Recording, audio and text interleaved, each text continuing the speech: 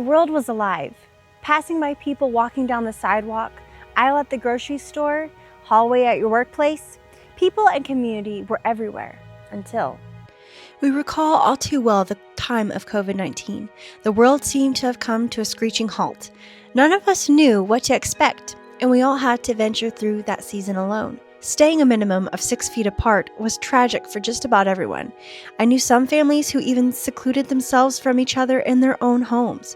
Walking around in fear, we didn't want to become victim to what we couldn't see, the thing that was given the power to halt a nation. So in fear and isolation, we navigated through a time in history that we pray we'll never have to face again. See, we were never meant to be alone. We were made for community and fellowship. In Genesis 2:18, we see that God states that it is not good for men to live alone, so he made a woman to be Adam's companion, Eve. This is why such isolation impacted so many of us during that time. We were made for community. There's a certain story in the Bible that I begin to view a bit differently now, having experienced the isolation that came with COVID. You might have already heard that story before. You'll find it in Luke 8:43-48. It reads, "And a woman was there who had been subject to bleeding for 12 years, but no one could heal her. She came up behind him and touched the edge of his cloak, and immediately her bleeding stopped. 'Who touched me?' Jesus asked. When they all denied it, Peter said, 'Master, the people are crowding and pressing against you.'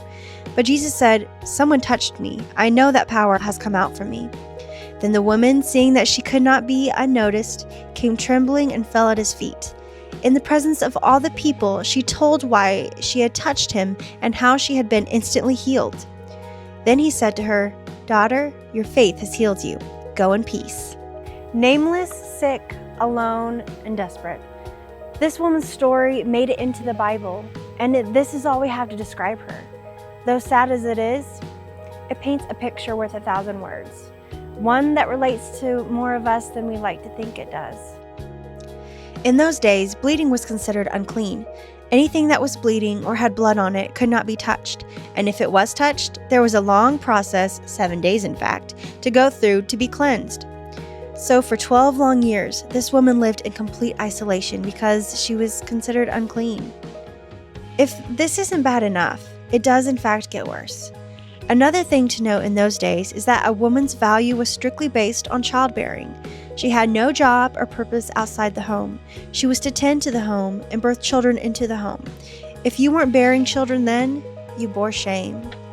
For those 12 years of having never-ending menstrual cycle, it was obvious no childbearing was going to take place.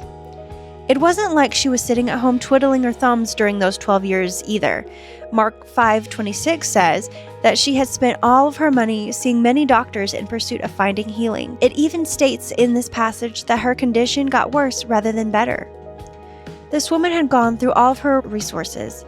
She literally had nowhere left to turn. Everything had failed her. Any hope that was there at the beginning was gone, until Jesus stepped into the story.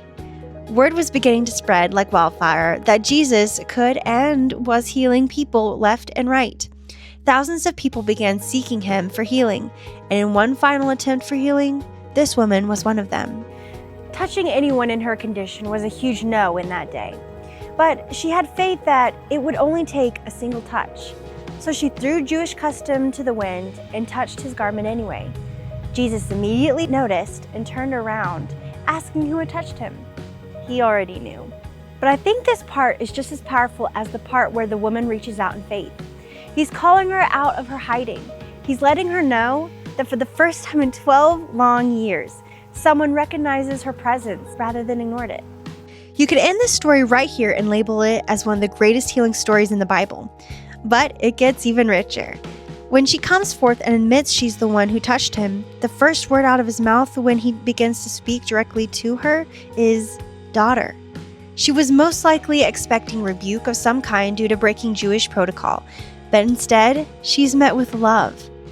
Her health had defined her for 12 years until this very moment that Jesus changed everything. And that's it. This is where the Bible ends the story. Jesus called her daughter, told her that her faith had healed her, and told her to go in peace. We don't have to know more of the story to know that her life was forever changed after this short encounter with Jesus. So what's your story? Have you ever been in a place of hopelessness as well? How did God reach down into your story to bring you into hope?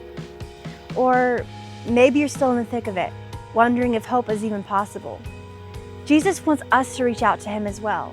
He wants to step into our hopelessness and pull us out into saving grace, just like he did for the woman. This woman that he called his daughter. She didn't let social disgrace keep her from seeking him. So don't allow Satan's lies to hold you back from seeking him too. He wants you just as you are. Please like and please leave a comment sharing your story of where God brought you out of your hopelessness into hope. Or maybe show where you're in the middle of experiencing your story right now and you're experiencing the hope, or you're waiting for God to bring that hope. God's got so much that he wants to show you about himself, and he wants you to step out into the hope that he has for you.